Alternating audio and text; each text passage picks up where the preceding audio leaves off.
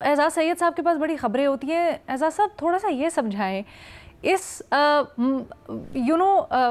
رائے پر آنے سے پہلے یا اس کو آگے عوام کے سامنے تجویز رکھنے سے پہلے کہ اس مسئلے کا حل ڈیمز ہیں، ہر چیز سے پہلے کیا حکومت نے کوئی ایکسپرٹس کو بٹھایا، کوئی ایسی سٹڈیز دیکھیں، کوئی ایسا تجزیہ وغیرہ کیا ایسا جو ساری حکومتی شخصیات اس کنسنسس پر پہنچی ہیں کہ dam is the first and foremost solution for this؟ دیکھیے، پلاننگ کمیشن آف پاکستان میں باقاعدہ ڈیموں کے بارے میں کنسلٹیشن ہوتی ہے اور نئے ڈیم بنانے کی منظوری دی جاتی ہے.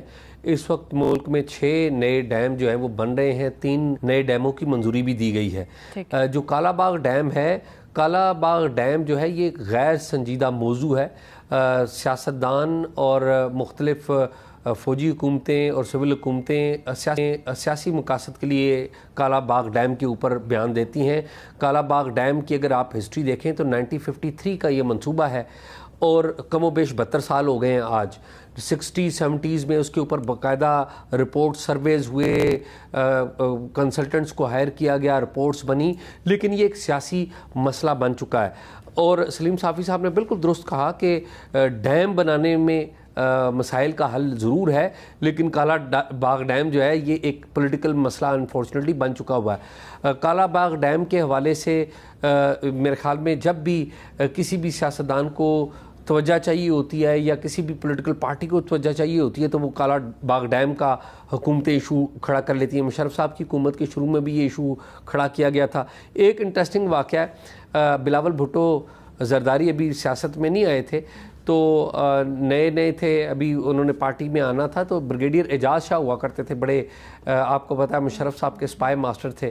تو مشرف صاحب ریٹائر ہو چکے ہوئے تھے تو کسی نے چودھری اعتزاز احسن صاحب نے بریگیڈیئر اعجاز شاہ صاحب سے لاہور میں پوچھا، آپ کو پتہ ہے اعتزاز احسن صاحب بھی پیپلز پارٹی کے بڑے ایکٹیو رہنما تھے، کہ ہم بلاول کو لانا ہے تو ہم کیا بلاول کام کریں کہ بلاول ایک دم جو ہے پبلک کی نظروں میں آ جائے. انہوں نے کہا جی 2 ایٹ دیٹ ٹائم انہوں نے مشورہ دیا، یہ 2008-9 کا واقعہ سنا رہا ہوں. تو بریگیڈیئر اعجاز شاہ نے کہا جی 2 کام کرے نا اگر بلاول تو وہ ایک دم نیشنل لیڈر بن جائے گا یا لوگوں کی توجہ اپنی طرف مبذول کروا لے گا. تو انہوں نے کہا کہ جی کیا وہ 2 کام کرے؟ انہوں نے کہا ایک تو یہ ہے کہ وہ اعلان کرے، جلسہ کرے بلاول کہ میں اپنے والد کی سیاست سے متفق نہیں ہوں. پہلا کام تو وہ یہ کرے، اور دوسرا کام یہ کرے کہ وہ بلاول اعلان کرے کہ جی میں جو کالا باغ ڈیم کے حق میں بیان دے دے تو سارے لوگ اس کی طرف دیکھنے لگ پڑیں گے. تو یہ جو کالا باغ ڈیم کا ایشو ہے یہ ایک پولیٹیکل ویپن کے طور پہ استعمال ہوتا آیا پاکستان میں. سندھ بھی اس کا حامی نہیں ہے، خیبر پختونخوا میں بھی اس کی مخالفت ہے. تو میرا نہیں یہ خیال کہ اس کے اوپر بات بھی کی جائے. اور آپ دیکھ لیں کہ ابھی علی امین گنڈا پور صاحب نے جو اس کے اوپر بیان دیا، اس کی مخالفت خود ان کی اپنی جماعت کر رہی ہے.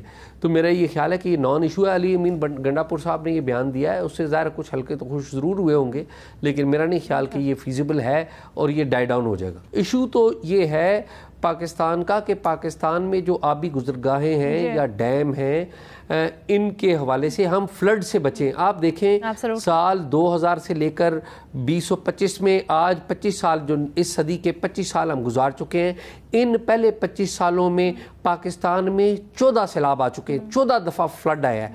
اور ایوریج بنتی ہے یار دوسرا 2-2.5 سال بعد ایک سیلاب آ جاتا ہے. تو کیا ہم ان آبی گزرگاہوں کو ٹھیک کرنے یا ان کے رستے میں جو تجاوزات ہیں ان کو ٹھیک کرنے کی قانونی ہے یا ہمیں اس کی طرف یہ اس کے اوپر یہ جو پوری کلائمیٹ چینج سے متعلق پالیسی ہے یا پھر آگے کیا کرنا ہے، اس کے اوپر کوئی کنسنسس کیوں نہیں نظر آتا ہمیں پاکستان میں؟ خواجہ صاحب نے کل ویسے تو ڈیمز کا حوالہ دیتے ہوئے، لیکن انہوں نے کہا کہ جی عامر کنسنسس کروا دیتے ہیں اس لیے جی ڈیمز بن جاتے ہیں، اس طرح کے جو منصوبے ہیں بڑے ان کے زمانے میں بن جاتے ہیں، پولیٹیکل سیاستدان نہیں کروا سکتے.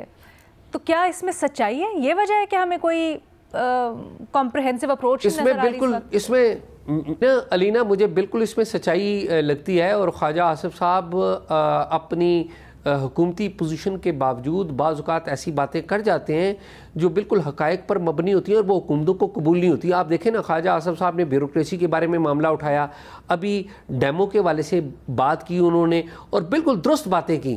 اور آج نتیجہ آپ دیکھیں نا، وہ لوگ کیوں بات نہیں کرتے اور لوگ بات کیوں نہیں کرتے اس کی وجہ یہ ہے، آپ دیکھیں خواجہ صاحب نے کل باتیں کی، بڑی سخت باتیں کی اور درست باتیں کی، آبجیکٹیولی ان کی باتوں کو حکومت نے بھی، حکومتی بینچوں سے بھی ڈیسک بجائے گئے اور اپوزیشن کی طرف سے بھی بجائے گئے۔